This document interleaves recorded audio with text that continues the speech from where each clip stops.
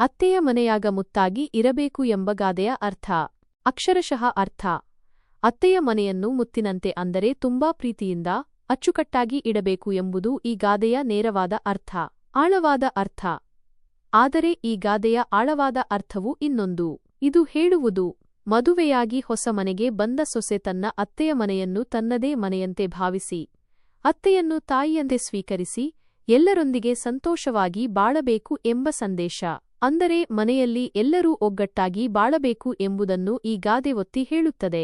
ಈ ಗಾದೆಯನ್ನು ಬಳಸುವ ಸಂದರ್ಭ: ಹೊಸದಾಗಿ ಮದುವೆಯಾಗಿ ಬಂದ ಸೊಸೆಯನ್ನು ಸ್ವಾಗತಿಸುವಾಗ, ಕುಟುಂಬದಲ್ಲಿ ಎಲ್ಲರೂ ಒಟ್ಟಾಗಿ ಇರಬೇಕು ಎಂಬ ಸಂದೇಶವನ್ನು ನೀಡುವಾಗ, ಅತ್ತೆ ಸೊಸೆಯ ನಡುವೆ ಸಂಬಂಧ ಉತ್ತಮವಾಗಿರಬೇಕು ಎಂದು ಹೇಳುವಾಗ.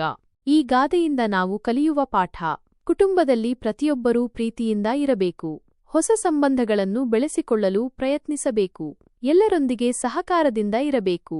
ಸರಳವಾಗಿ ಹೇಳುವುದಾದರೆ ಈ ಗಾದೆ ಕುಟುಂಬದಲ್ಲಿ ಪ್ರೀತಿ, ಸಂತೋಷ ಮತ್ತು ಒಗ್ಗಟ್ಟು ಇರಬೇಕು ಎಂಬ ಸಂದೇಶವನ್ನು ನೀಡುತ್ತದೆ.